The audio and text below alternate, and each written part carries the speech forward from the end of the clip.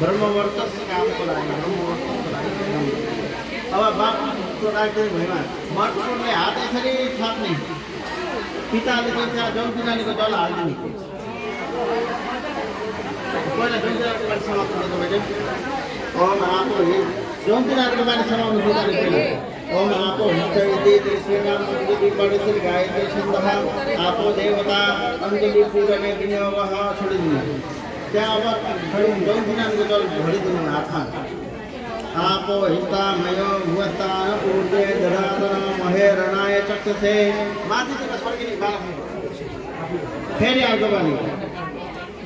जो वह शिवतमो रसस सेवा देते हनः उसति दिव मातरः फेरि अब अर्को बानी तस्मा रंग मामवो यशया यजन्मथ आपो जन यथातनः अब पिताले चाहिँ बालकलाई चाहिँ सूर्य भगवानको दर्शन गराउनु आजदेखि